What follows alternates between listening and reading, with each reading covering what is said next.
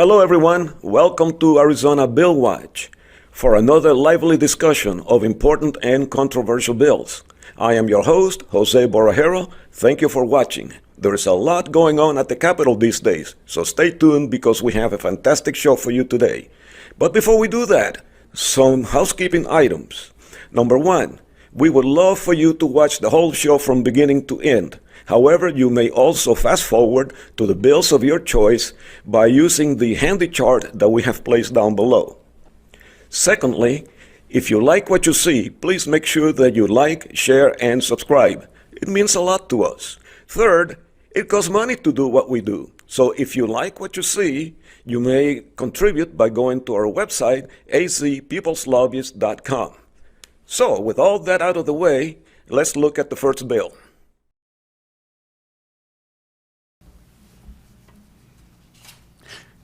House Bill HB 2088.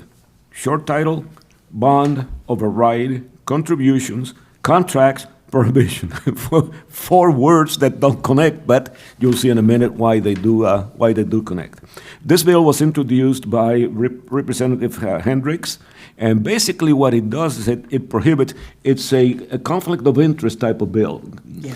What it does is it prohibits contractors from doing two things: contribute to a campaign to issue bonds, and also being a participant in the bidding process for the project that would be funded with the bonds that they helped introduce. So there's clearly a conflict of interest there. So what do you say about that, Archie? You like that idea? Do you think we need it? No, I think it's a good idea. I believe that anywhere that you can, I think you need to try to get rid of any potential conflicts of interest, particularly where it relates to government. Gloria, do you see a problem with this? I don't see a problem. I totally agree with this bill. And Okay. I've done this before.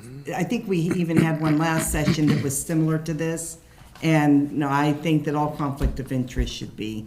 Well, could I point out a possible problem with this one? Sure. Not that it's necessarily a problem with this bill, but I don't know if either one of you are aware that while the idea here is to prevent a conflict of interest with a corporation giving money to support a bond, that the Senate and the House, both in their rules, allow a member to participate in casting a vote on something that they or their family members have a direct interest in. And to me, that's a conflict of interest and shouldn't be allowed.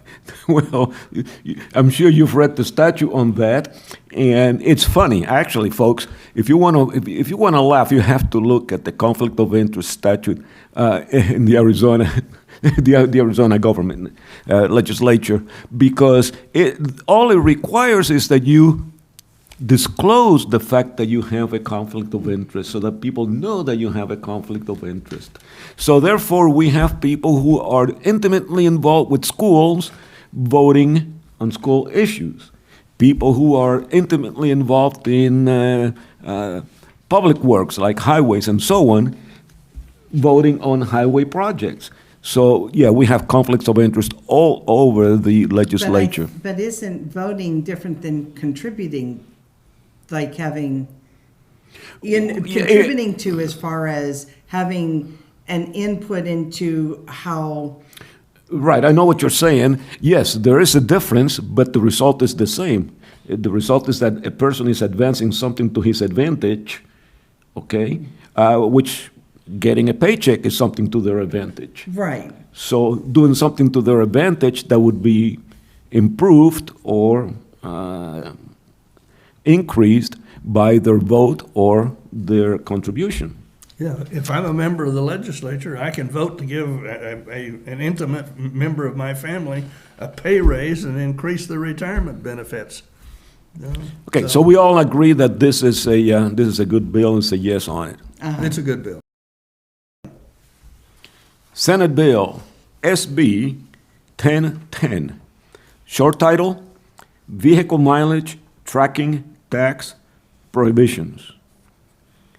This bill was introduced by Senator Hoffman, and it is designed to prevent governments, whether at the state level or at the local level, from monitoring people's movements with not only to know what they're doing, which would be intrusive, but also with the idea of limiting how far people can travel and to encourage them to not drive their cars and presumably go to public transportation. That kind of situation is extremely bad. It goes against everything that we hold dear as free citizens. So this bill is aimed at heading that off because there is a movement afoot to do all this, especially in the big cities, like Phoenix, for example, is in the process of trying to get something like that initiated. Right. So, Gloria, what do you think of that? I'm for this bill, and especially because of how they are, as you had said, that the government, they're trying to do those smart cities where you only are 15 minutes away from anything you need to do. Right, which is, it's a good idea if you do it on your own. It's a bad idea if the government dictates what you can do and cannot do.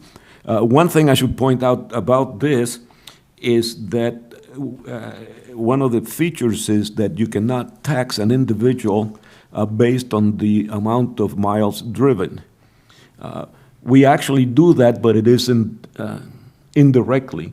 It's an indirect tax. It's an indirect tax because you're taxing the fuel, and of course, the more you travel, the more fuel you use. So you're paying the tax according to, unless you have an electric car, then you don't pay, which is a whole different story. But anyway, that is a different type of situation. The situation we're talking about here is actually tracking by GPS or whatever other means, tracking people's movements. The only other thing that I'm going to say to this is, and it was what I thought, and maybe I'm wrong, but unfortunately a law like this may not eventually apply because the government may turn around and tell the cars you have to have a device on there stating how many that is Wi-Fi or whatever that will monitor that for the government. Oh, okay. No, they already have that. The only thing is whether the government is allowed to monitor it or not. Rental cars have it. They have a GPS there that if they can monitor where you're going, and if they don't want you to go in certain areas, for example, if they don't want you to cross the border into Mexico, for example, or if there's certain areas that are considered unsafe, and the car company the car rental company doesn't want you in there, they can tell whether you've been there or not. But that is it's bad enough when individuals and corporations do it. It's much worse when the government does it. Yes. I think this is important for another reason. They're talking about using cameras and tracking devices and all of that kind of stuff. The problem to me with that is that is an invasion of your privacy. And once you let the government get into an area where you're permitting them to invade your privacy in this way, this is just another step. Yeah. This is the first step, and they're going to start taking a bunch more. And all of a sudden, we've already lost a bunch of our civil rights and our freedoms. This is just another step. Would be just another step, and I think we need to support this bill. Yes. We need to stop this. Yes, folks, you watching at home, keep in mind that this definitely affects you if the government gets away with it, and this bill is designed specifically to head that off. You've got to get on right to speak or request to speak. And this brings to an end this week's edition of Arizona Bill Watch. Thank you for watching. If you like what you saw, please make sure you tell your friends, relatives, and anyone else you know. And make sure you tune in next week for another fantastic edition of Arizona Bill Watch.